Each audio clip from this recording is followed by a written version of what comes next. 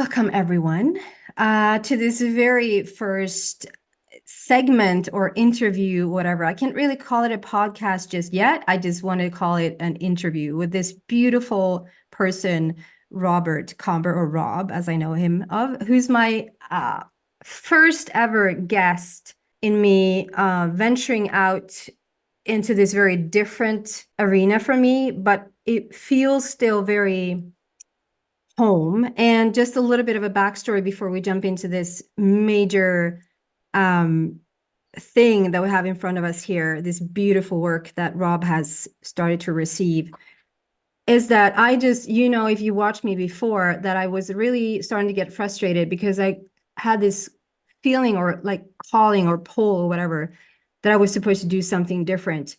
And I've been sitting in that sort of almost like a limbo feel of like, okay, so please show me then what it is that I'm supposed to do.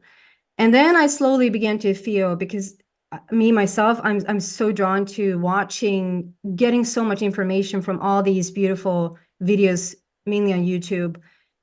I wanted to do that myself. I always had more questions as I listened into interviews and like, I want to ask about that myself or get more time with that person or whatever.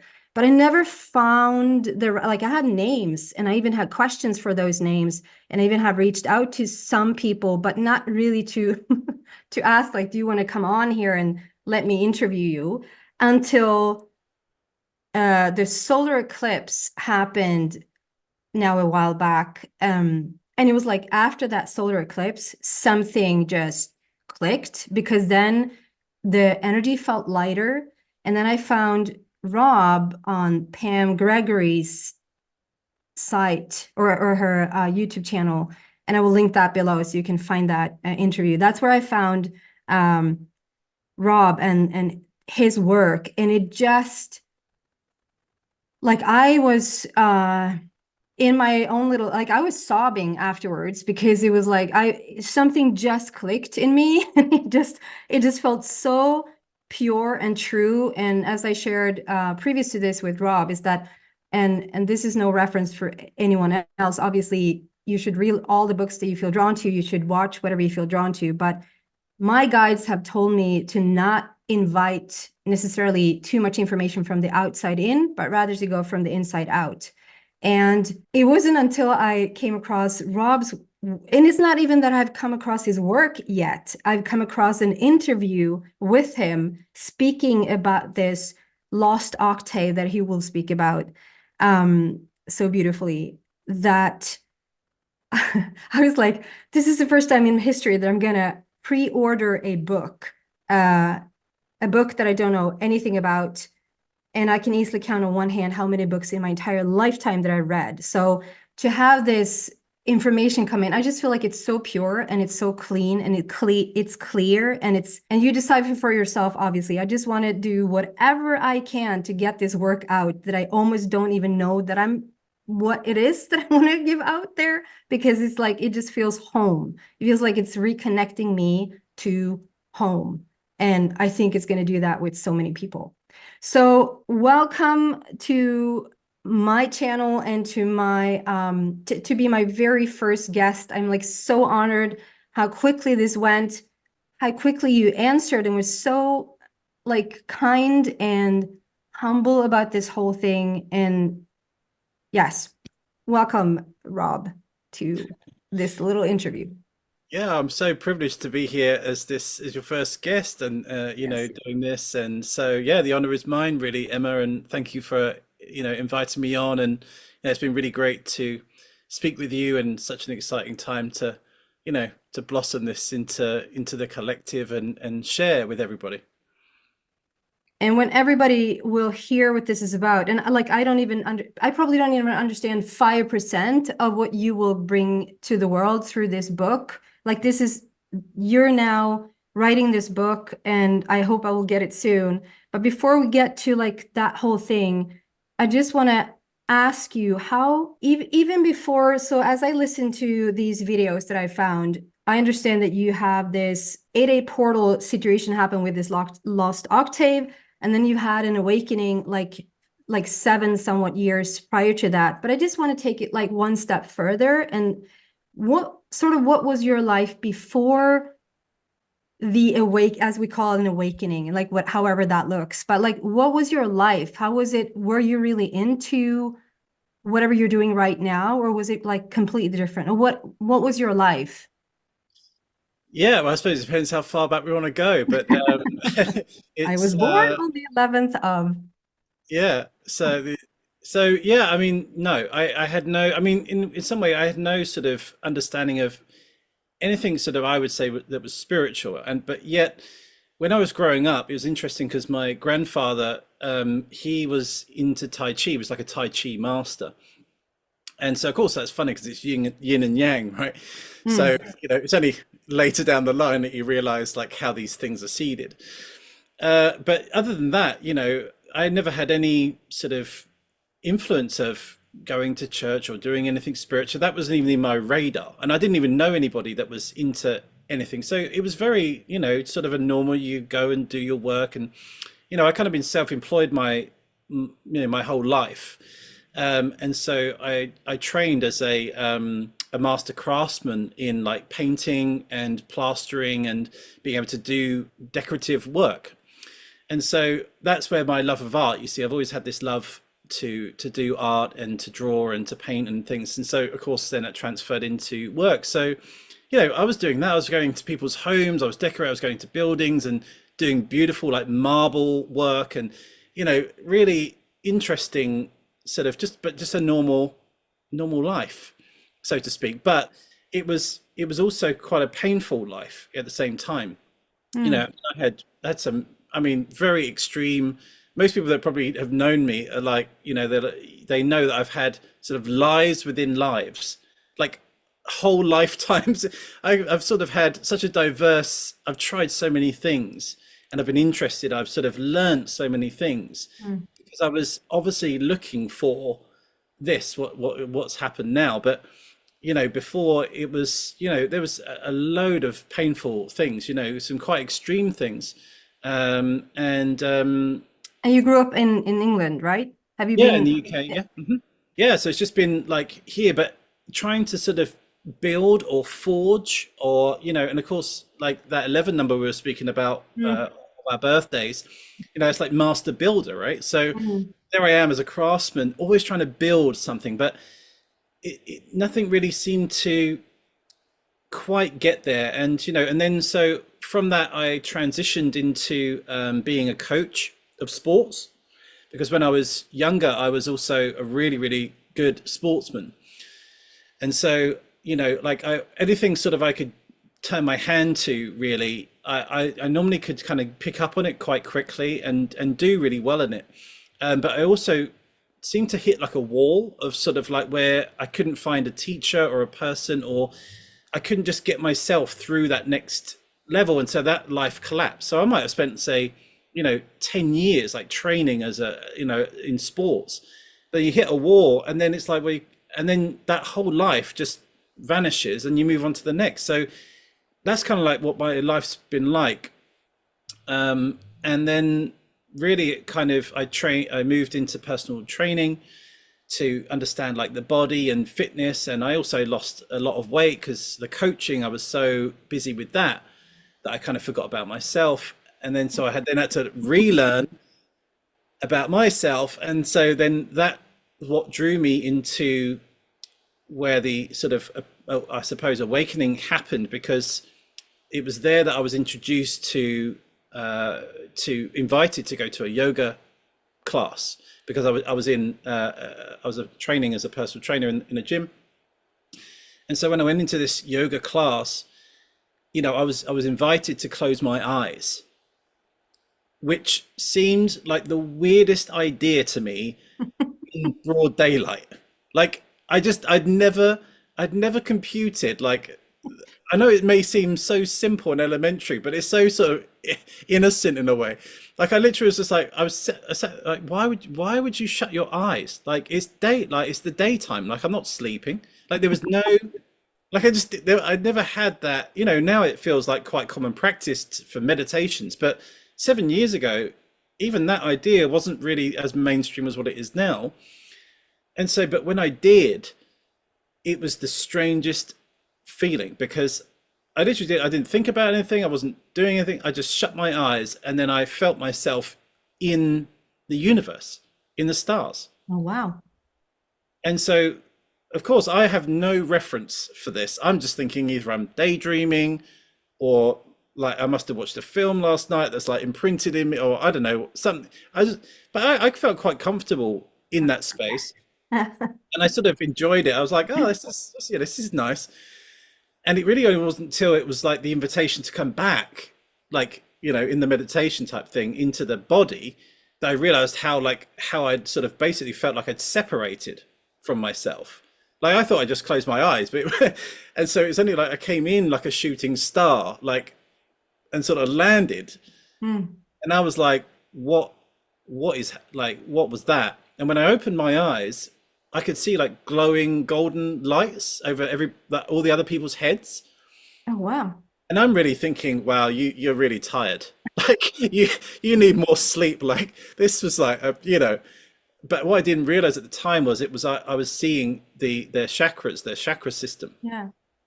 And of course, like I had no experience of this at all. So it was only after that sort of set me off into, let's try and recreate that feeling again. Like, let's see where else I can go and see if I can see other lights. And so Mm. that was kind of that was like the hook of spirituality to kind of like go in this direction. So it gave me all these things like phenomenal lights and different experiences to try and encourage me to go in that direction. And so really, whereas now it's like, I don't need, I don't need that same, I don't need the to see the lights and everything else. It's that was just that was the invitation. And so that's how it all started. And that's how I sort of got into the interest of learning all these different modalities and going on, learning different things like the Reiki and the crystals and the angelic healing, and trying to connect and channel to beings. And, I just tried everything really to see where answers would come, and try and, in a way, like recreate like experiences I was having inside. Mm. Um, and it was kind of quite difficult to articulate the angle of which I was kind of expressing. And a lot of what I found was a lot of the lines or the schools or the processes by which people were trying to take me through, like it was like trying to take me through like a difficult path, whereas I was already seeing it like, well, why would you go through that and that and there when you can just do that? So, and it wasn't like me being special. It was just that was my natural perception of like, well, Yeah. that's the way I see it. Why make it complicated? Yeah. Yeah. And so, of course, then you go into the understanding of like, there's differences of, people that resonate with, say, star seeds or ascended masters or angels, or, or you've got yogis, and then you've got tantric people, then you've got shamanic people. And so it becomes quite a lot, because if you go into one like school of learning, some things resonate and some things may feel really difficult, and Yeah. not difficult in a good way, but like difficult, like I feel like I'm going against myself here. And so that's where it became sort of nothing seemed to fit, except like I picked things from lots of different areas. Mm. So I started to create my own healing modality. So I just, through the art and through my understandings and, understanding all of these different paths, I sort of amalgamated and started to bring forward my own experiences. And so that's when I started to really guide people, like do sessions and guide them through their consciousness, through these kind of like portals and star maps and things like that I'd gone through. And yeah, that's really where it was beautiful, because it started to have some really beautiful, it started to change people's lives. And that's really what I realized, that's what is the core for me. Mm. It's not that you have to change someone's life, it's just that to facilitate something for somebody to come to their own realizations. Like I really don't feel there's a better job, really, like, so to Yeah. speak. It's, I you know agree. so that's the love, really. That's where it came into, like, I love to do that. um I have sort of, because of my own self exploration, which I'm very much an explorer of the metaphysical, of the internal processes. I've studied all these chakra systems, gone back, read ancient tech. I've really gone as deep as I can into so many threads. And, that then allows me to almost then, like a coach, you take something complex and difficult, and then you teach it to a child, something that's, really quite vastly complex. And so you have to be able to make that, as a sort of, as a teacher or a guide, make that transformation of language to make it like a journey where somebody can just move into it without the complication, and you can just guide that process and really encourage them to look and awaken things within them.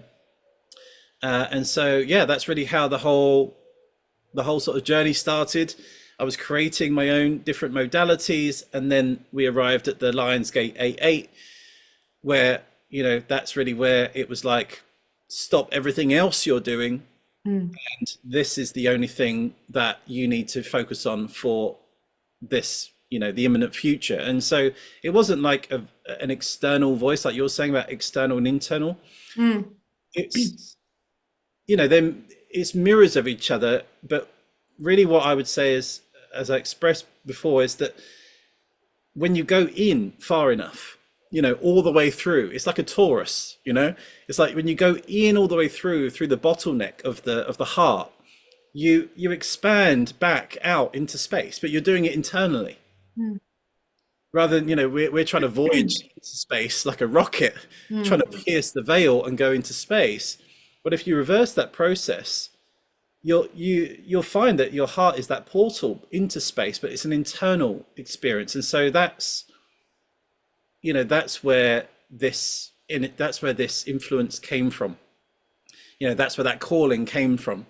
It's from the stars that are kind of within every single being. And so I'm just going into that space and bringing that whatever that wants to come forward in this book. Thank you for all of that, but how did it, like, how does it show up? Even if you say it's like it's an internal journey, how does it come about? Like, do you feel this information? Do you see it as like visions, or how does it appear for you? Or and also, I mean, you call it the Lost Octave, but why the 8th of the 8th? Like, why do you think on that day, and why not last year, or why not next year? Like, why on that Lionsgate do you think that started to come through? Yeah, no, beautiful. I think it's to experience it is to use everything, right? Like that's almost like the feminine way, is to use like your spherical auric field. So it doesn't, it can be certain things came in like a vision, certain things came in feeling, certain things came in like knowing or listening or just being. Some of it came from just observing what was around me in the stars at the time. And obviously that's where the Venus, it's so connected to Venus, because Venus was in her Leo cycle when I felt this energy coming through. So yeah, I think it's just being like, all of it is like you're just alive, right? You're receptive, you're open, and however it shows up, it's not just one vision, an epiphany, or an out of body thing. It's very much about, my eyes were open. It's not like I have to sit there and try and think about it or clear my mind. It's just you're just alive. I just was literally simply just woke up that morning, sat down, did a little meditation, nothing crazy, just sat there, just like, oh, what's, how's everything? How am I feeling? Right? Like just a simple question. And I could just feel this like, and I obviously knew it was a portal, but I could just feel like there was something, like a weight that was special, like a sort of a heaviness, but was like almost if I burst the balloon, like I was going to get flooded. So I can't really describe it other than that. But so how I see these kind of things, which I'm used to, so you have to grow in your, like, what are the signs that to look out for? Because obviously you attune your equipment to, like, if you walk into a room, isn't it, that you feel it and you just feel it. And if you're Yes. attuned, you can go, this doesn't feel for me. And if you're not attuned, you'll just walk into that room and you'll feel the energies anyway, Yeah. good or bad. So yeah, I could just feel that. And I saw this, what I call these golden threads. And they're like a sort of like a bit like it's just a piece of thread, like finely golden thread that's just hanging in my auric field, so to speak. And I know as soon as I see one of those, it's like all I have to do is just gently like pull the string, Wow. and it just like unravels. It unravels, and I don't even. It's not that it unravels a thing. It just unravels whatever that energy is. Mm. Come forward, however it wants to come forward, and so I just started to, not physically, unravel it, just with my, in Yeah. my meditation. I'm just there like, oh, follow the path, just unravel this, gently. It's like undoing a present, it's like pulling the ribbon.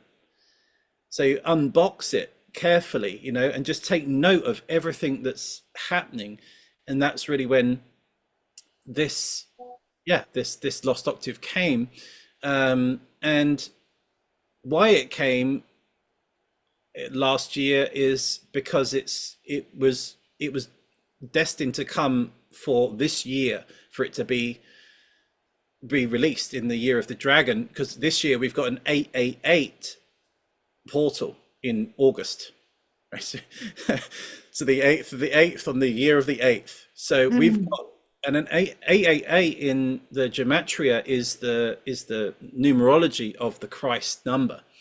It's just one of the symbols of 888. So the reason I think it's because it's come through so fast. Yeah. Like this volume of work. I mean, I've never written a book before, and I'm not really a writer. I'm an artist. I draw things, I create things, but not so much writing. I love writing, like very artistic, almost like poetic, like sonnets of certain captions or certain things to share, but not like whole scriptures of This, the no. book. Yeah. This on this level. So yeah, so this sort of magnitude came forward, and for me, I just thought that this was going to be a very simplistic thing, Yeah. and it just kept growing and growing and growing, which is beautiful, because I thought, oh, I could write this in a few months. I just had that sort of like this, because it was so fast. Everything that was coming with this unfolding was just so fast. I knew the structure of the book, the how it was going to happen. All of the words came, like the main points, and so it was like, oh, that's pretty easy. I can just do, and the information was free flowing. It was very fixed fire of Leo. Mm. It was just like I was a light, and of course it's the alignment to Sirius, the star Sirius, the Lion's Yeah. Gate. And so, really it was Sirius that opened that portal, so to speak, that enabled me to go inwards and pierce through into another, or unveil another layer. And so yeah, I knew it was going to be a book. I knew it was going to be super fast. I thought I'd be done and dusted in 2 or 3 months, and I thought, oh, I'll write a book and let's try that. I've never done it before, but it felt right. And I'm so pleased that didn't happen, right? Because like that side of us is like, okay, this is a project. I want to get it done. I'm enjoying the journey, but Right. I'm trying to get to the end goal. Yeah. And, I had no idea how deep this was going to go. Like, and so when I started to really go into each aspect, it was just like hitting, like a treasure chest of wisdom within each one. And I couldn't believe the amount that was behind each door, and there's 72 gates. And so it's like behind each door, it was like, wow, it's just a wealth and a wealth, and it all interconnected with each other. It wasn't sort of like earth, air and fire. It was like, well, how do you speak about everything with everything? I Mm. was like, this is, it became so sort of overwhelming at times, because you enter into the space of universality, where there really is no separation between any one thing. So it's so hard to box something in because they all link. So this is where it was like, wow, this is really so expansive. And so that's where the Aquarian, the Aquarian wisdom of the Uranus expression is like, okay, like this is about expansion on Mm. an exponential level. And so really that's where the beauty was, that I was guided to the ancient Dendera stone in Egypt, which is in the temple of Hathor. And obviously Hathor is connected to the time of Taurus, the bull, and Taurus is ruled by Venus. So I kept on getting these same signs, like same Mm. energies, all pointing me to the same direction. So when I went into the Dendera stone, that was like a star map. And so, but not just the traditional, zodiac signs of the 12 zodiac signs, it had other signs. And I'm like, what are these other signs? Are the constellations? Like, how does it work? So I had to really learn like this knowledge, and that's why it may feel like I know it now, because I've literally gone through it so much. Yeah. But I've all of this wisdom's been anchored in this time also. So that's why I feel like everybody can understand this very quickly, because I've simplified everything. Like I had to go through that long of like, where's that and how's that, and so. But whereas I could just present it and say, there's this, and this. So Mm. it's like a shortcut. Thank you. So yeah, exactly. And I say it's like I've done the hard work for you Yeah. to enjoy. And so this is what took me to what's called the 36 decans of astrology.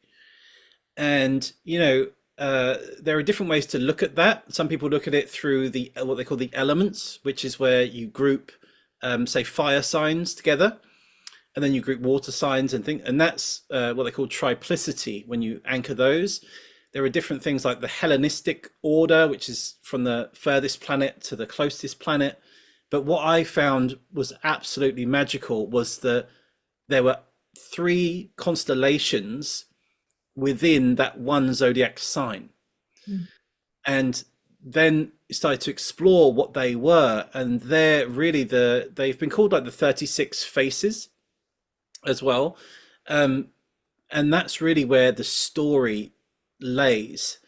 And so you could say Excuse that, me, can I just ask, so those 36, do we know those before, or is that something that was revealed to you now? no, they've been spoken of before. Yeah, for sure. So because I don't know of because when and we'll talk about that as well, like you guys need to go to this person's website and just check out everything that's already there. And because when I went into when I looked at Leo, both on the artwork, but then also at the decans, the 1 and 2 and 3 decans that was under there. And the thing is, then one of those were a crow or a raven. That has been like my thing. Like there's the crow. Like, oh my God, like the crow has been following me around since birth, it feels like. And here it is. And I was presented to 2 more that I didn't know anything about, but like I'm so excited to get into what those means. So for those who are like more like have gone more into astrology or more into their zodiac signs, would they know of these? Would they know of these or no? Okay. Not really. I mean, they might do, but this is It's where I not feel common in that no, sense. No. no, because astrology nowadays is based upon the 12 zodiac signs, and then the Yeah. focus of like planets and houses. Yeah. That's really the general view of astrology. Well, Right. well, then if you think about it, like each sign is split into 3 parts, 3 decans of 10 degrees each, right? So Okay.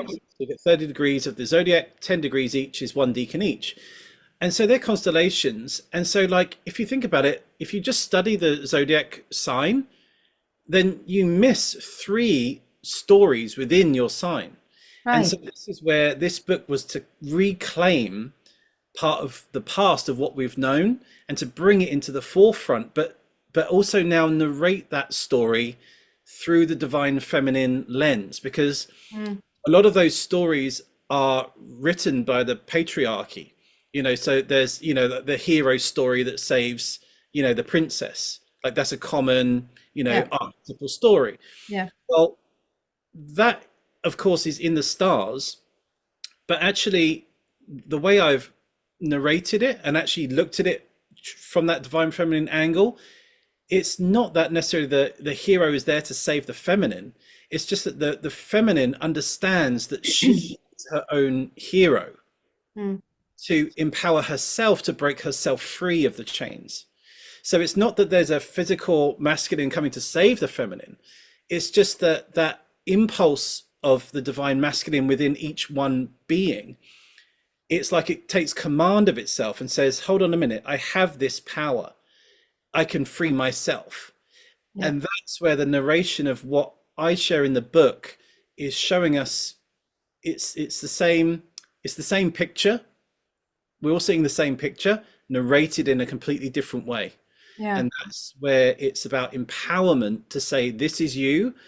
This is not about something else coming to open and Yeah. save you. It's about saying that this is all of these stories are within you, and you can tap into any one of these decans and facets to help you in your life. And that's really where this 36 decans in the book, this is why it's going to help people so much in their lives, because you'll say, I'm going to take that story and what was there, and I know that is in me, and then I can apply that myself. There's no waiting. It's all already there. Mm. So we have all of the gifts, all of the tools, all of that wisdom. And if we just understand the story really deeply enough and realize that that is us, we are the stars, the star is us. It's not that the heavens aren't up there, and so when you can realize that, and through the book, it becomes so obvious that that is true. Mm. You build up your confidence as you go through, and you're like, wow, I've felt that. And that's why I feel like it resonates on so many levels, because it's like saying, yeah, this is us again. This is what we are, what we should have known up until this point. And so it's so beautiful, like everything, like all of the Greek myths, all of the children's fairy tales, all of the stories that we've grown up with, or things that we knew in our hearts as children, these fairy tales, so to speak. Yeah, because they're all here. Like they Yeah. Yeah. resonate because they are just reminders of what we already know that we didn't know that we had. Yeah. So this is why really the book is here to say, like, this is the storybook of our collective as humanity. Mm. And when you understand, your sign, the three decans in yours, and it's so apt that yours is the Leo with the Mm. Corvus. The raven. I mean, that's such a beautiful section in the book as well, about the intelligence of the raven is unbelievable. And of course, it's got such an affinity to Odin, right? Like, Mm. and so it's that beauty of being able to go between the veils. It's a messenger between the veils. So, in the sort of Christian faith, it would be like angels would be these messengers.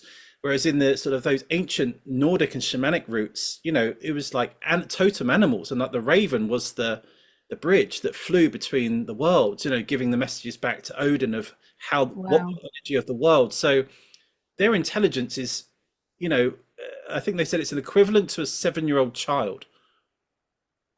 Oh, wow. Yeah. So the Corvus family. So the Corvus is the name of the family of blackbirds. And so you get things like magpies, ravens, and rooks. They're all part of the Corvus family, Mm. and they're now finding that their intelligence, to say, is the same as a 7-year-old child when it comes to problem solving, being able to repeat messages like almost Wow. like a parrot. Yeah. So yeah, like who knew? I didn't know ravens had that level of No. ability, and why were they such a sacred bird? So this is how it starts to, you're like, oh, I resonate with that. I now understand why that's connected, and what I would say for you, it's like you're also that messenger between realms, right? Like whether it's inner and outer realms, however you want to, it's just being able to not just be stuck in a 3D physical form. You're able to perceive and bring messages forward from other subtle realms. And so Sure. that's, Yeah. yeah. And also the raven's like a guide, right? It's the bird that guides you through the darkness, because in this in that section it speaks about the alchemical process as well. So there's the hermetic laws are woven into this, the tarot is all woven into this, the mystical perfections are woven in, the stages of alchemy, like crystals, music, I mean the quadrinity psychology. So there's so many, like everything's all linked into this like whole index that you can just go, oh, it's linked to that, and they're all different portals to go into. And the raven, as we're speaking about that, is, if you think about the time of year, this is why it's so special, because you start to really understand the year cycle. So the Corvus is at the end of Leo, going into Virgo. Well, Virgo then is the descent into the darkness, right? So it's the harvest. It's the time of harvest, so you reap all the crops. So it's the golden time, and it's like the golden hour. You know, the sun is like dipping below the horizon, ready for Libra when it goes into the autumn equinox. So Virgo is the beginning of all of the ancient mystery schools, right? So you always start in Virgo because you've had this Leo crowning moment. That's the pinnacle, and then we return again to the descent. So Corvus is that time of where the light goes internally. So instead of it being external sun, it's now about going inside and going through our own sort of dark forest, so to speak, and to find the light within. And so that the black bird, you know, swoops in through the dense forestation of the subconscious for us to use that solar power that we've just been charged by to take in as our like flame of torch to go into our own caverns, our own cave. And so that's the transition point in Leo, which you would never think about that story when you just think about Leo as one sign. Yeah. We're missing like the real detail of the story of our solar year, and the story of what does that connect to me. And so if you're born in that period of where the raven is your connected to your astrological sign, it's about using, you know, that the solar sun as your flame to go through. And you know, it's like kind of being a bit like a shamanic warrior to, like, you know, go into the very depths, you know, like with no light other than just your own flame.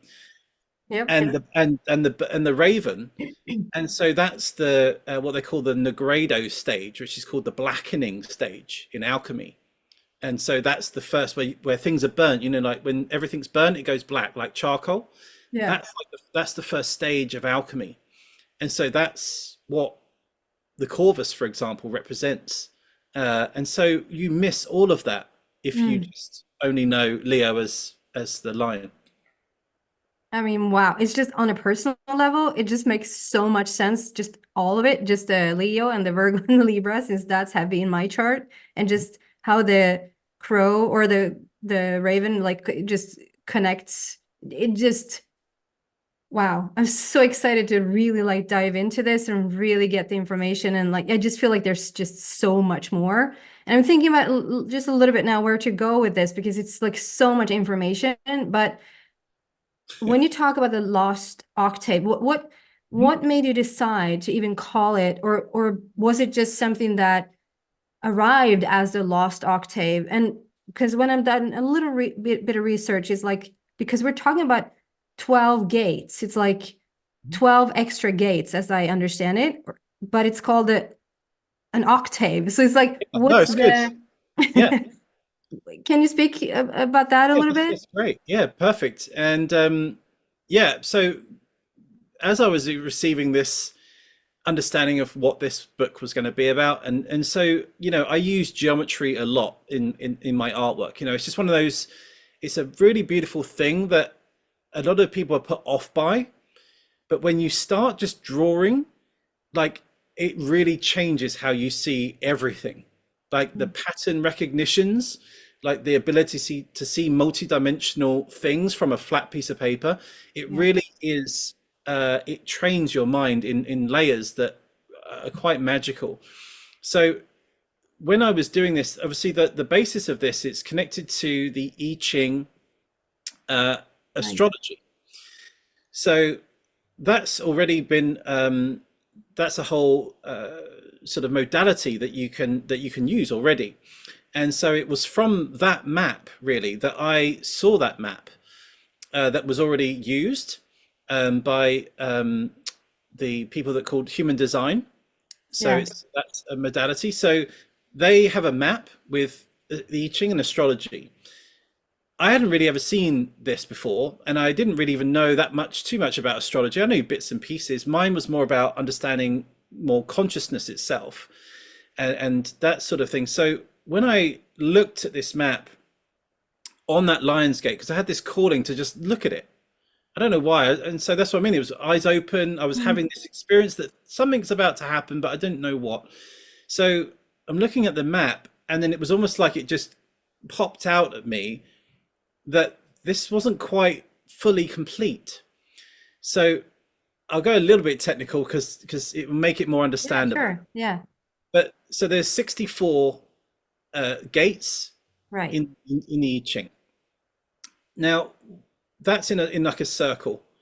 Well, what's interesting is that doesn't, for me, doesn't really sit naturally, because in a circle of 360 degrees, there's 60 seconds in a minute and 60 minutes in an hour. So really, logically, if you were to look at it, you would have 60 on the outside, right? So I just started playing with this. This is just, and this is how this is the process of how I discovered it. Okay. So I plotted 60 dots around the outside, super elementary, just, and then that left me with four, right? Four left over.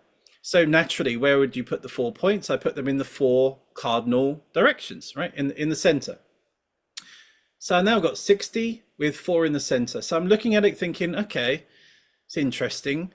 Well, of course, there's 12 signs.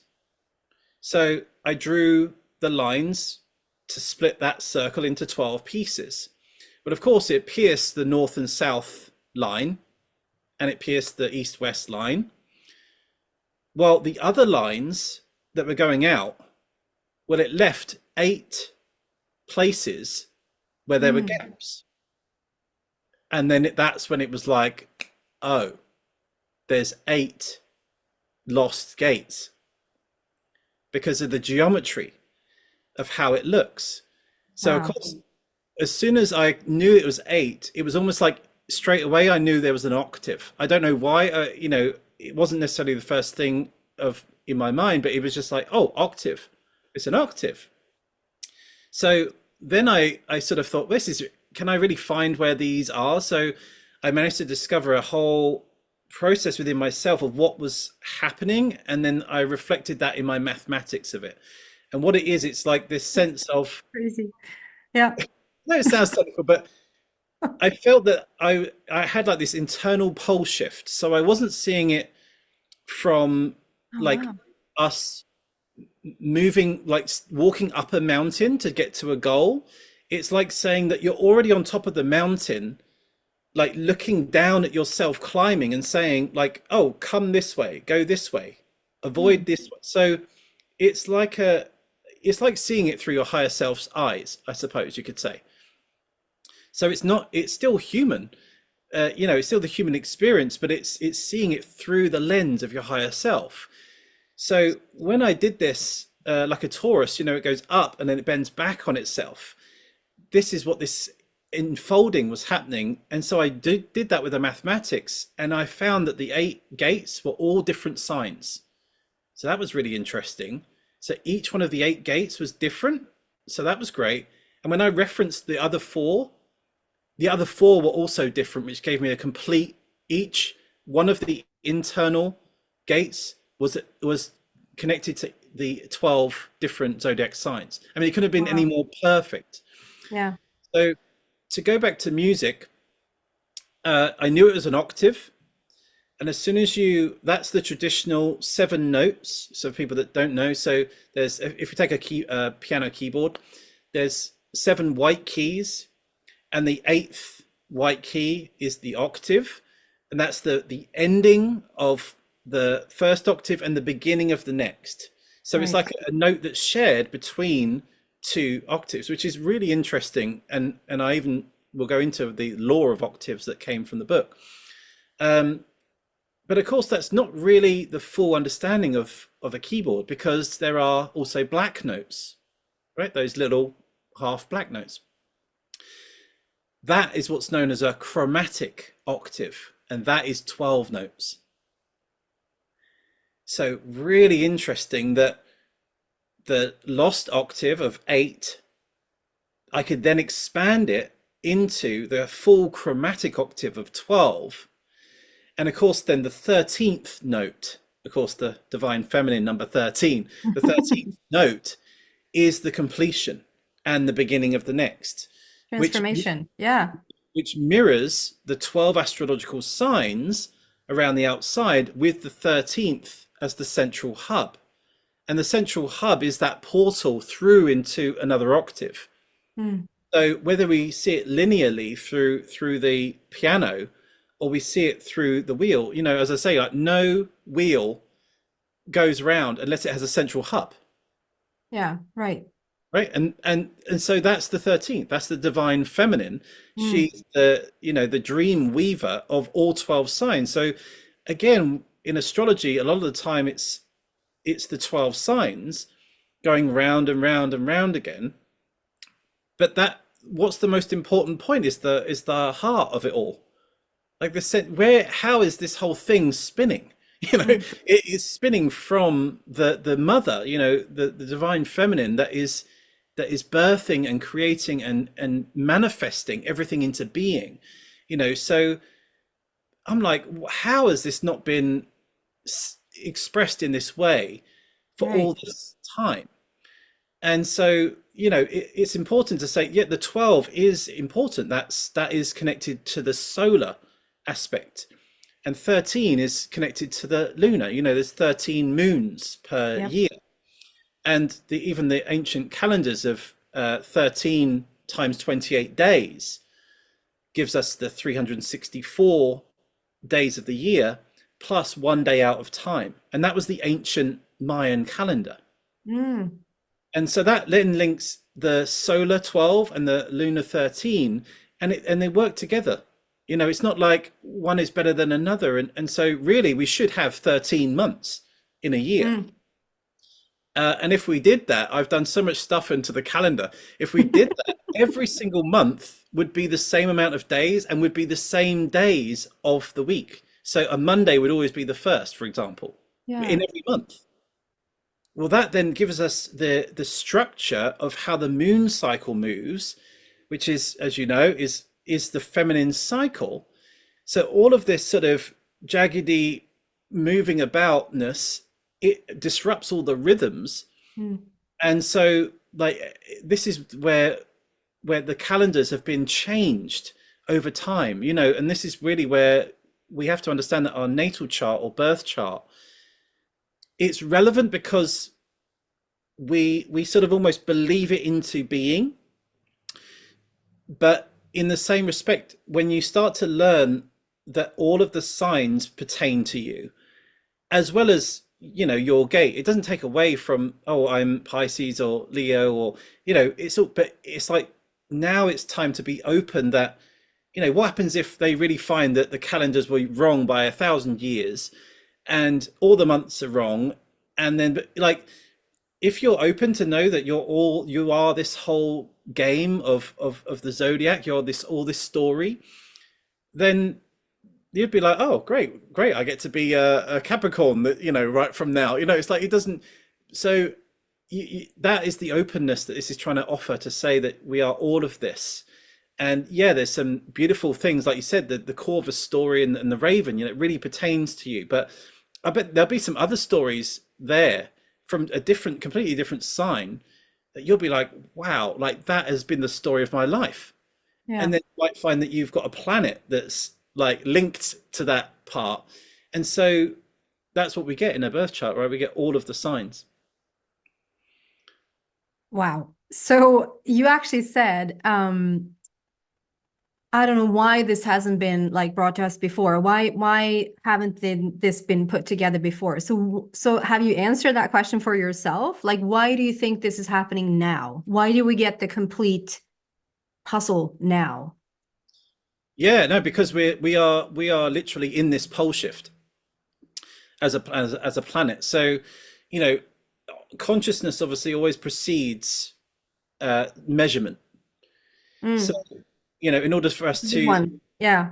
manifest anything, we need to expand in our consciousness, Yeah.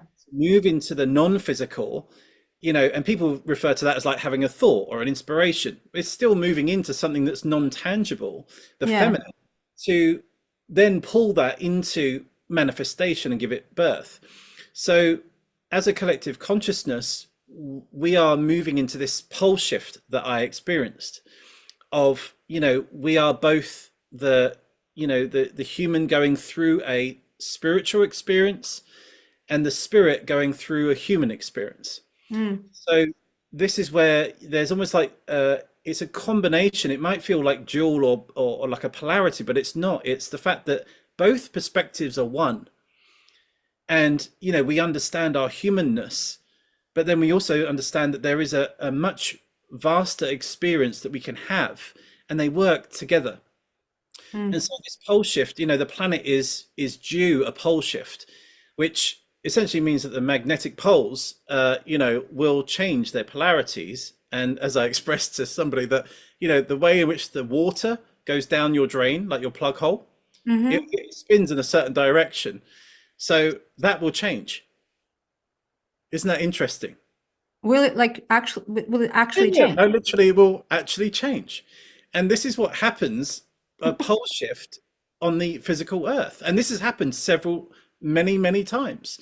And we're actually overdue a pole shift on the earth. And often this has come with major cataclysms, right? Mm, So there's stories of floods and earthquakes and things like this. So, because what happens in order for that to, I won't go too deep, but in order for that to happen, the magnetic field of the earth has to basically sort of weaken, so everything gets a bit more wobbly.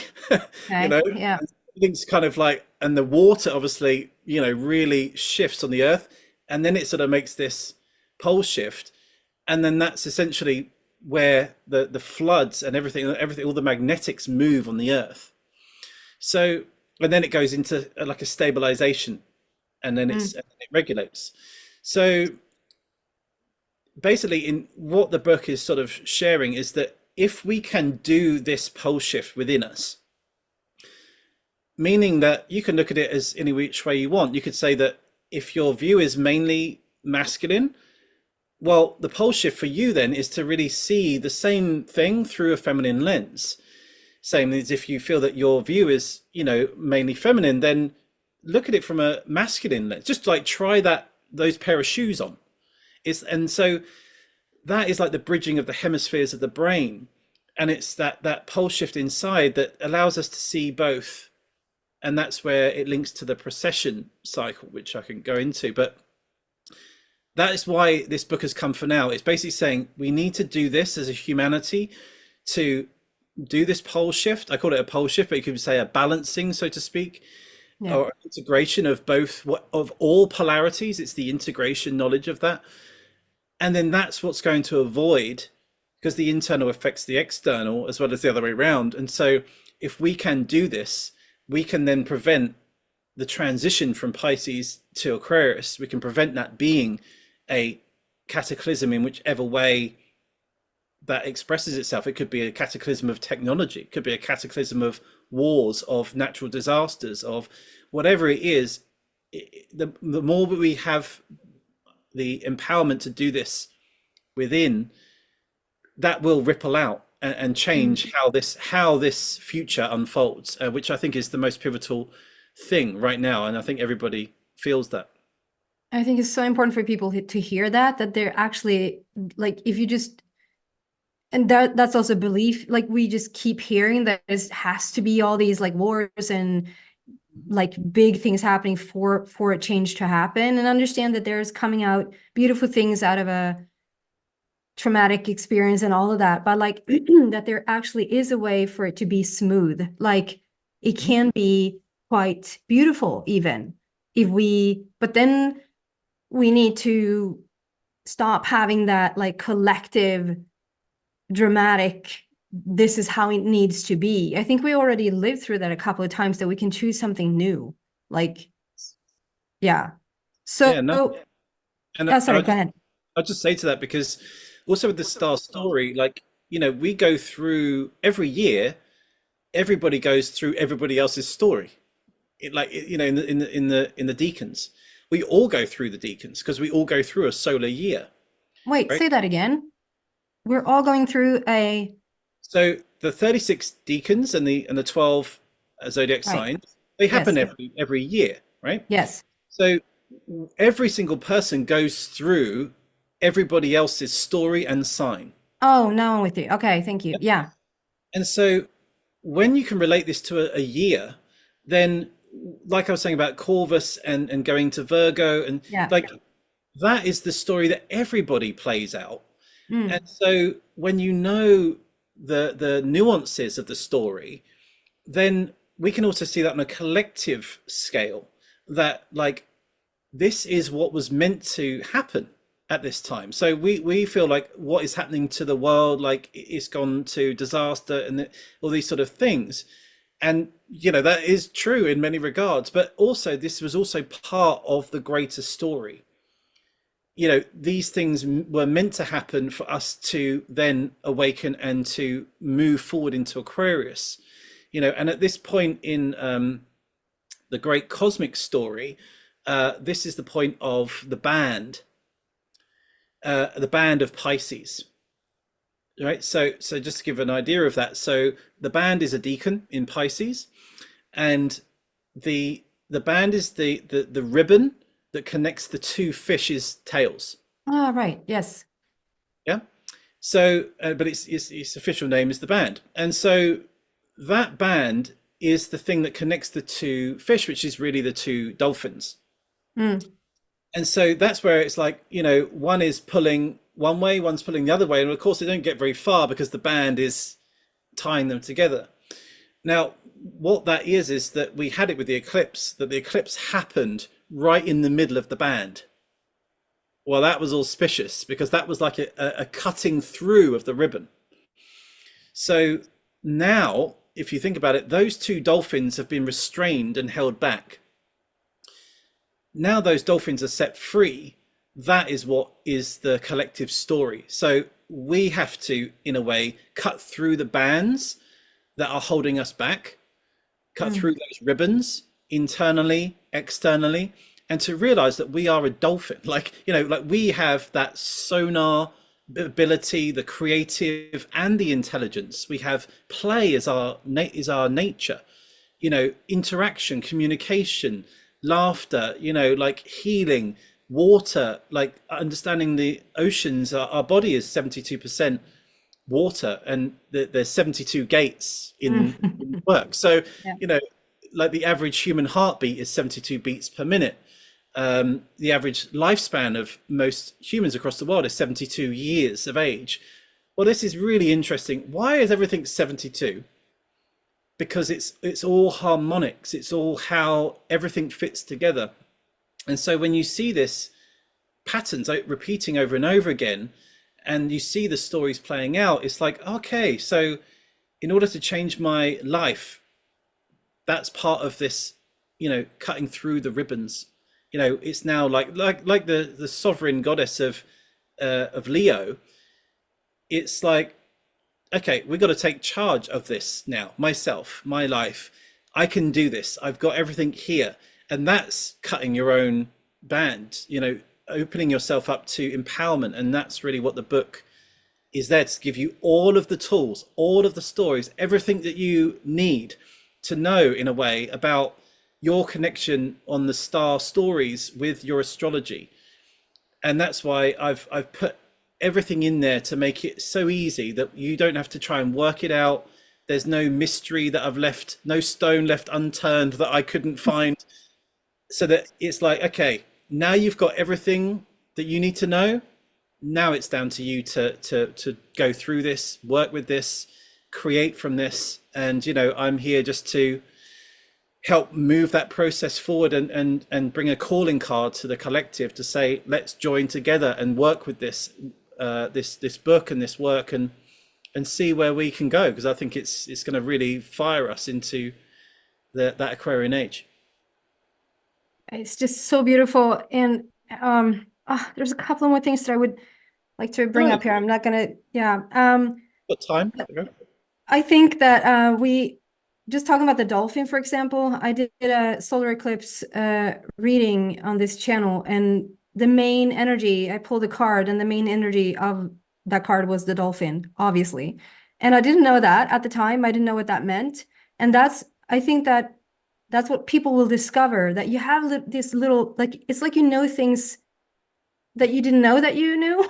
Like you are, I'm pulling this card that says dolphin and has such a broader or deeper meaning than we maybe understand. Like everything is put there now to, and then with this book, it's like it just feels like for every single person, it just feels like it will just fall into place. It's just that's just my feeling. It will fall into place. And I just want to touch on something that I heard you speak, I think it was to Pam, about that in your own maybe research, or in your own like understanding of getting this information, that you hit your own ceiling of like your own belief system was like a little bit tried, or like a little bit challenged, if you will. And that led to you then even having this understanding on how to actually dissolve belief systems in, like, from what I understand, like seconds or minutes or something like that. And I just, Yeah, if you can speak to instantaneously. that a bit, like that is, I mean, I would get the book just for that, because I feel like it is because it's the thing that holds most people back, including myself, holds most people back from doing what they essentially want to do. And I think it's so connected to healing. If we can dissolve a belief system, because most people are sick because they don't believe in their, health, or that there's a way to get back to health, or like that's a belief system. And I even think that getting to the truest, like, core, or the knowing of who you are, because then I think I heard you also say it's like it takes minutes to learn something new. And I think that's sort of intertwined as well, because we have this belief saying, oh, that's going to take years to learn a new language, or, and if we dissolve that belief system, then we get into the healing and the knowing. And I just feel like they are intertwined in a way. Can you speak to that? Like, because you had that own experience, right? That happened, and Yeah, therefore yeah. you understand that it can happen. Oh yeah, 100%. And it's all in the book there, because so you know, obviously writing a book and looking at the star stories, a lot of the star stories, how they've been shared, Yeah. like Greek myths are, very masculine view orientated. It's very heroic, and that's great as well. That's also what they needed at that time. And that's what the beauty is of when you look at any one painting, depending on the time that we're in, like you could narrate that in so many different ways. The beauty is in the eye of the beholder. So Yeah. it's so when I looked at the stories, I saw how it was written before, and that's where I had to then see it through, well, how is the divine feminine view of this story? Like, how does this play out if I was to look at it from that Venusian wisdom? And so that's where I was going internally to discover this and play out that story and see how I felt and what was happening. So then it was to crystallize that experience into the book and write that narrative. Well, that's where, I was still finding that my own, say, bias view or conditioning or belief system or limitation, I would catch myself writing a word and I'd be like, oh, that feels limited. And so that's why every word, literally every word and sentence is so done with so much love and care in the way in which it's narrated, because that's so important when you read a story, to whether that belief then becomes part of your system or whether it gives you the opportunity to break boundaries. Yeah. And so that's where I had to keep reminding myself each time. And so I hit this one one part I was writing, I think it was in the story of Scorpio, I think, of course. It was because in the story of Scorpio is the story of Hercules that I've woven in. And that's really interesting itself because Hercules, traditionally it's like, oh, real masculine, the person of massive strength. His actual original name was Heracles, from the goddess Hera. Huh, that's interesting. So it's Heracles is playing out as a divine feminine through a masculine form. Mm, Whoa. Now that changes the narrative of the yeah. Hercules. So as I was writing that, I was just struggling. It felt like I was going through a soup, I don't know. It was all there, but I just couldn't access it. So that night I was just like, okay, I need to have, almost like a prayer to myself, it's like, I need to have something. Like, I don't know what it was. I just almost like, I need to have something to bring this forward in the clearest way that I can do. And so I just kind of put it as an affirmation in the field to calibrate myself and see what would land. And that was when the next morning, I basically had this thought of like the mechanics of thinking, right? And so this is where often we try and think, we try and look at the thoughts. What are the thoughts saying? But we don't often think about the mechanism of how those thoughts come about. So this was like going like rather than looking at the painting, it's looking at the painter, Mm, right? So these are the things that we almost forget because we're like, oh, a thought, and we concentrate on the thought, but how did that thought arise? yeah. You're going into the origin of it, and that's what happened. So I went almost into the sort of the back room with all the cogs and all the, like the workshop of the mind, and that's where I found this loophole. And it's a mechanical thing. So it's like, like a reflex, like it's a mechanical reflex that you can flip the polarities of your mind to make it work for you and give you the answers rather than tell you all the reasons, why you're not, or why you're not good at this, or what the block is. So when I found that mechanism, which was through mirroring, because the mind works in mirrors, like reflections. And so when you basically phrase certain things in a different order, in a sort of a pole shift order, the mind has no other option but to answer it in a way that works for you. And it's quite it's very simple in the book, but like the concept essentially is that when I started to do this, I thought, wow, that's a really that's so I wrote down one belief that I had, like on a piece of paper, and I used this method. I just literally asked myself in a reverse order this certain particular way of questioning, which I've written in the book, and it gave me an answer straight away. And the answer broke my belief of what I had previously thought was limited. And I thought, huh? It was like a call and response, Yeah. right? So I wrote another one. Like a second later, I wrote another one. Went in, asked the question in the order, and it gave me the answer that broke my belief. Huh? Did another one, another one, another one. 13 beliefs was like boom, boom, boom, boom. And not just that, but because I'd done it this way, throughout the whole day after that, I kept on getting messages from my subconscious continuing to affirm all of the reasons why I don't have these limitations. Wow.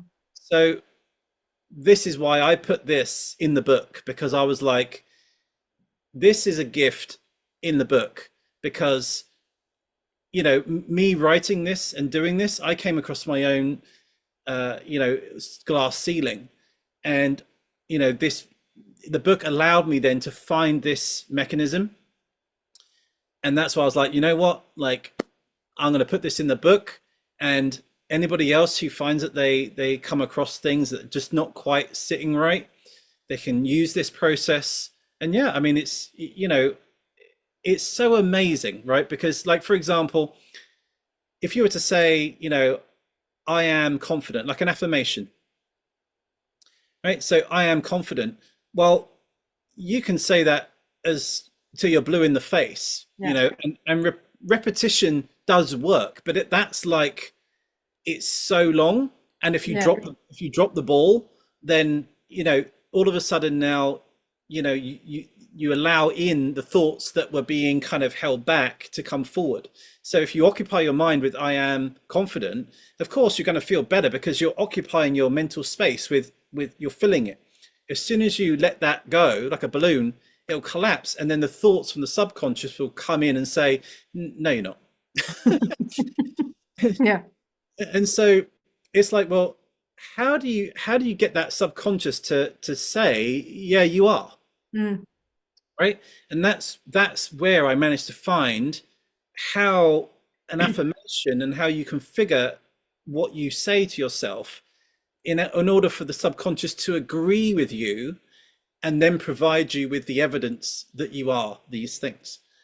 And so it's a very simple thing. It might sound complicated, but it's a very simple process Yeah. you can go through. And like you said, that in itself, I mean, yeah, I mean, if I could do 13 beliefs, and they were pretty big pillars, I would say, because I thought I'll just tempt, you know, I'll do the biggest belief that I feel that I had. And I went, all right, see if you can do this one. Mm. Boom, wrote this one. And I just sat there, and then this answer came. And the thing is to know when you get an answer from your internal self that breaks your own beliefs, you have to realize that you have actually then broken your belief in that moment. You might not experience it in your life straight away. You might not even feel it. It's a mental body process, right? Because as you know, the physical, the emotional, the mental, and they're like shrouds of the aura. So because the mental can happen so fast, it can take time for the emotional body to go, oh, I don't have that belief anymore. Like, what is my life like now without that? And then the physical kind of happens and it goes, huh? Like, what's it like now to function in the world without this? Yeah. So, but once that happens on a mental level, you just have to confirm to yourself, oh, that means then I've broken it.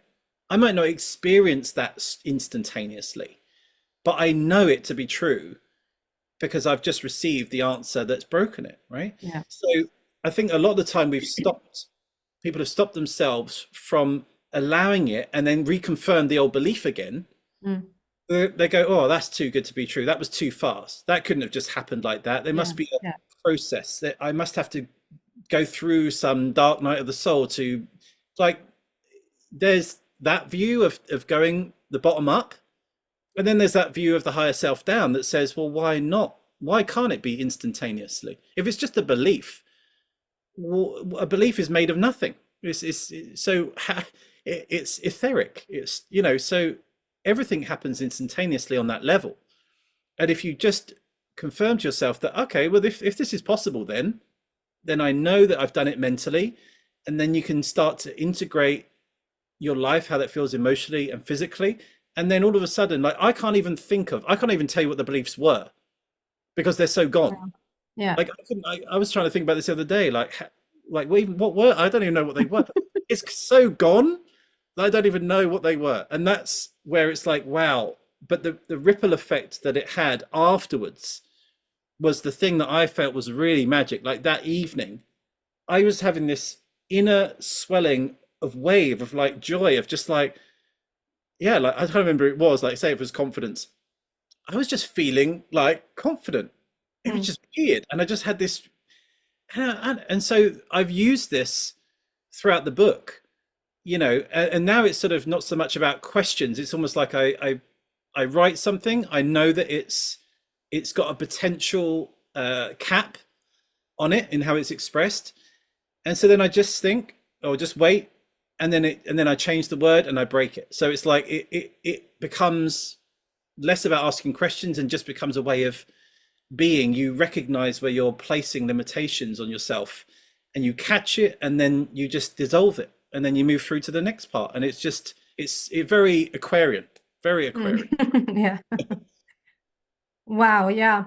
I can't wait. Looking forward. Maybe I'm just gonna end on something here. It was a gazillion other things that I could have gone into, and maybe just to mention that and maybe you will come back and we can talk some more, Cool. that we can sort of look at this through numerology, geometry, astrology, story, color, music. Like there's so many different ways, as I understand it, to look at this work or to look at this information, if you will, where it feels like that's why it's going to be not something for everyone, but some way for everyone that we can understand it through, because it's like I am really intrigued by the sacred geometry has really started to speak to me quite recently, but like really diving into it. But there's still so much that I just don't understand. I think it's just I'm traumatized from math from school. It's like Yeah. still working on.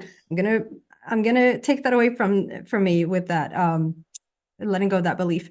But just hearing you speak about story, like I so much taking information through story. And so like have you, even on your webpage, like there's little mini, like just the way that you write things, it's almost like in a story way rather than here's some information of facts, which instantaneously just has me like interested. Like now I want to know what this is about.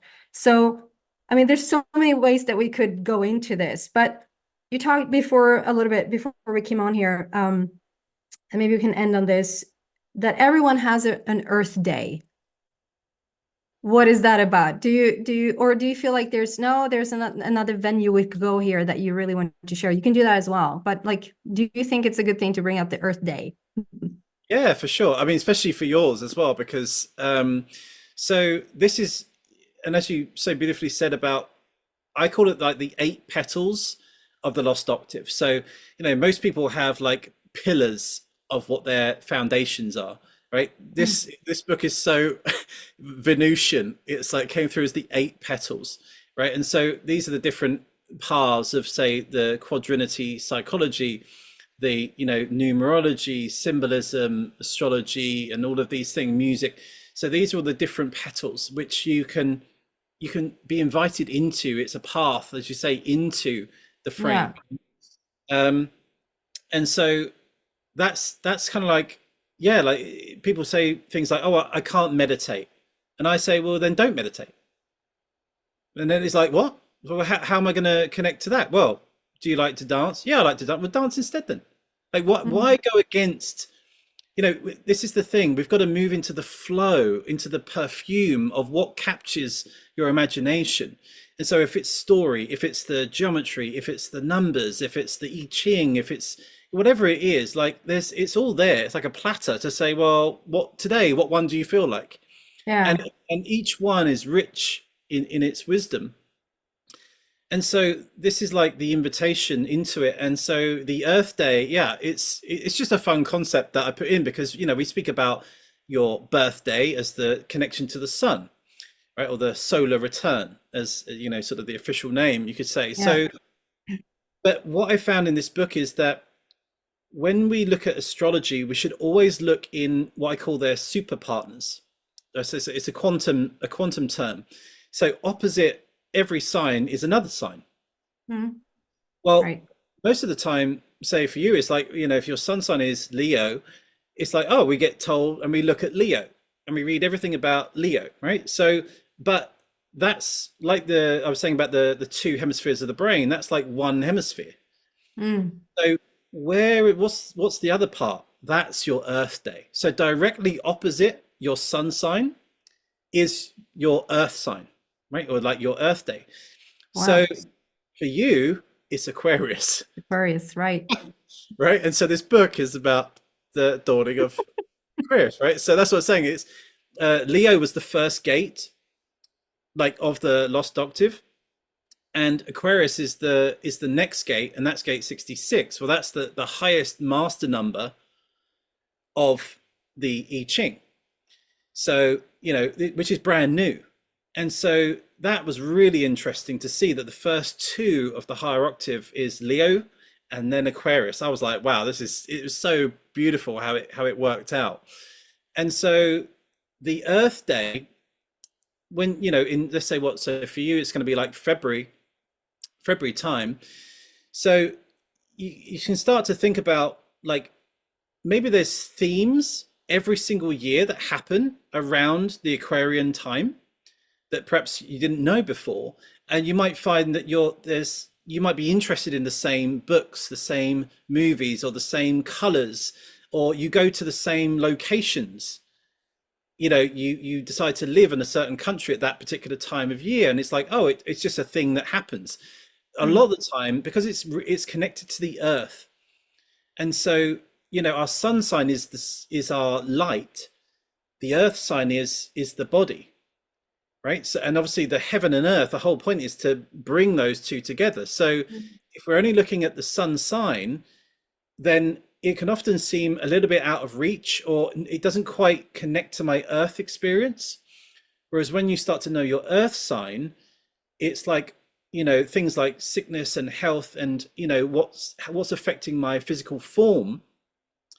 That's where it's so important. And so for me, it's that time of year of the Virgo season, right? And so what I find is that all of a sudden, that time of year, and I've tracked it over things, like memories of like photos and things, I always visit the same place.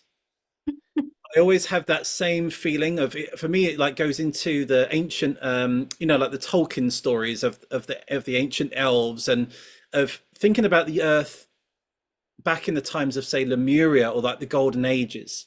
So not the earth as we experience here, but it connects me to the earth as like this, the mystical forests and the magic of, even if it's like the fairy kingdoms, or, it really is like a sort of storybook earth. And so that is a theme that happens every year at exactly the same time. And I never even knew this before. And then it conjuncts to my Earth Day. So this is where it's like, when we work in the patterns, of twos, like Aries and Libra, we start to see the whole story of the seasons and astrology unfolding. I think the whole time we've been compartmentalizing as one section, or I am this, then we've not zoomed out. And so now we're getting both sides of the story. And that's really where we can unfold this, and we can know it in pairs. And they're like, twin lovers. They go together, they dance with each other. And so this is where the beauty, that if we're moving into the Aquarian age, that means that we're being fueled from behind by Leo of ancient Egypt. Right? So, whoa, that's interesting. So it's not just the air sign and Aquarius that we're dealing with here. The flame is coming from fixed fire into fixed air. Well, of course, you put air and fire together, we're going to get some, high ignition. So all of that wisdom from ancient Egypt, which was the time of Leo, that's why this book is so linked to the Egyptian pyramids and to the Dendera stone I was drawn to. And it's bringing back all of that ancient golden age wisdom, propelling us into the Aquarian age. And when you see that, it's like, oh, I get why everything's going so fast. Air and fire, it's like everything's alchemizing, everything's, moving at such a tremendous pace. We are becoming enlightened, but we're also becoming enraged. It's like the heat, everything's getting hot, and so everything's melting, like the all the ice caps and everything else. And, but it's melting from the inside of the core of the earth out. It's not the economy necessarily that's creating the sense of warming. It's the actual core of the earth is becoming hotter, so like everything's heating up, and it's the understanding of the wind and the air, which is the mental plane.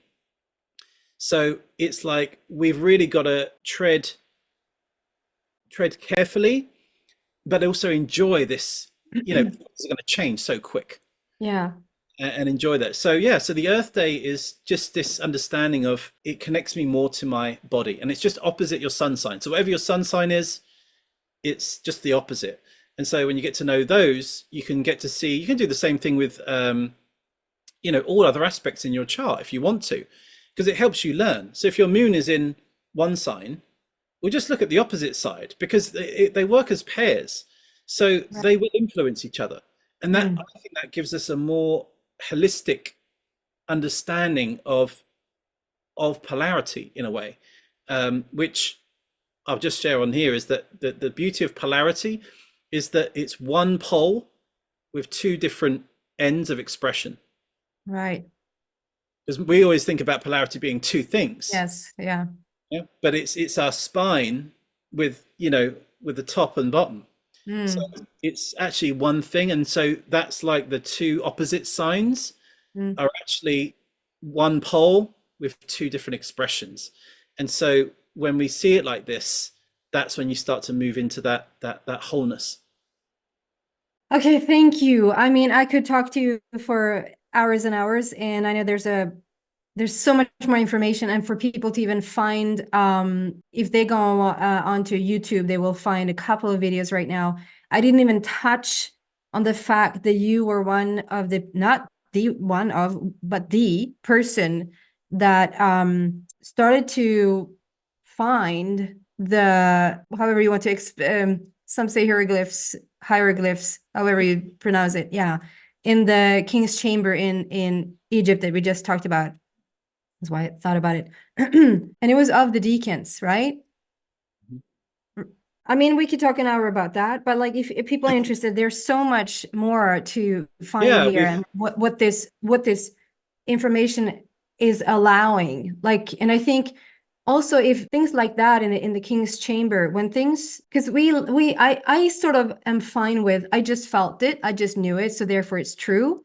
But if there's some sort of science that backs it up, or if there's something that's just, look at this, like it's on the wall, it's written on the wall, literally, then it might be easier to then, like, well, if that is true and that is like proven, then it might be easier to take on other things that sort of comes from the same place. And I think it helps us to, when it should be enough when it feels like it's true, but I think we still need the sometimes science to back it up. So I think it's so beautiful that it's coming from both places. There's a lot, sort of in a way, a lot of science, a lot of math, like you can, but I love that you said consciousness exceeds measure or measurement. Like that's just such a beautiful statement. And I think it's both here. It's like you get both, and it's so beautiful. And people can just find it. You can just go and look online and you will find those videos. I can link whatever I find as well. I just love this conversation just so much. And I love that you have been my first guest. It just feels like where do you go from here? But but it's like a starting off place that is just so pure and so whole in itself. And just to finish off, I mean, I've already pre-ordered my book, but where can people and if I also want to order more copies, because I sort of want to hand it out to some people. Yeah, I mean, as you say about the website, you know, like I really, you know, all the artwork that's on there, there's in a way you can really educate yourself just purely by looking at that, because I Yes. wanted to put it on as almost like a free resource, so that so people can start to understand these concepts already, and it's a reference point. So, you know, and obviously it's all in the book, but also just that we can start to move into a coherent language of understanding, like what is a decan, and, you know, the three decans, and it's, you know, there's a lot of wisdom on there that you can learn, like, and it hasn't been made very popular for and especially not in this way. So all of the artwork I done in the new Aquarian age of what those star decans were. And so it's an updated version, because if you look back at the sort of old constellations maps, you know, you can tell they're beautiful, you know, but they're normally black and white. Yeah.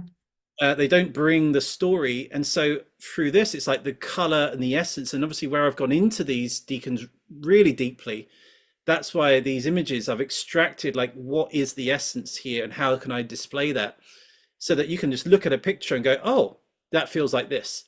Yeah. And then you know it. Whereas when you look at a black and white picture of like an old drawing, it's like, it doesn't fill your heart for sure. So, you know, that's why I've sort of gone, this is the color rainbow of it all.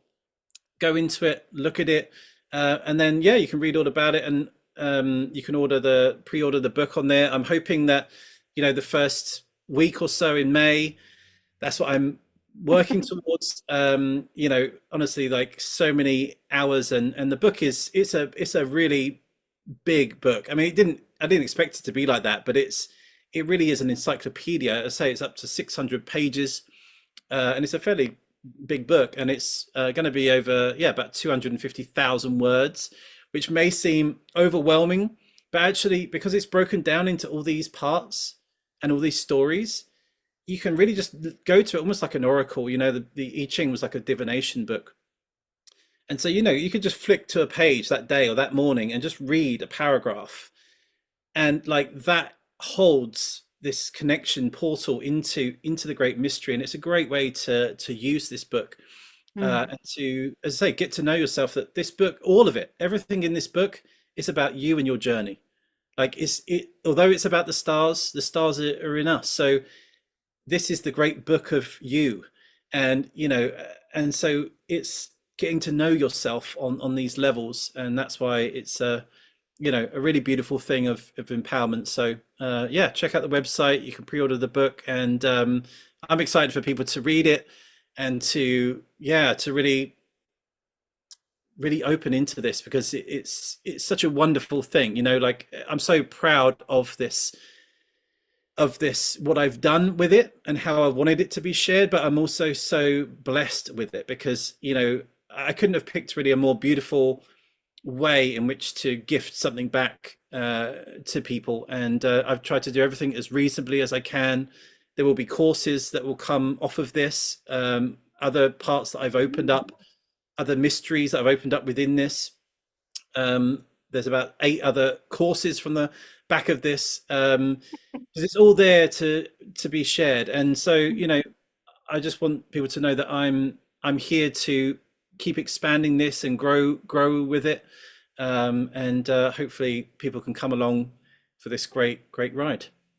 I cannot wait. And you'll find it on the Lost Octave, octave.com, we should say. I will link it below. I can't look forward to speak to you again, but thank you so much for today. And I hope you all guys loved it as much as I've loved it. And I'll talk to you soon. Yeah. Thank you so much, Emma. It's been such a privilege to be on here with you. Yes. Thank you so much. Bye, guys.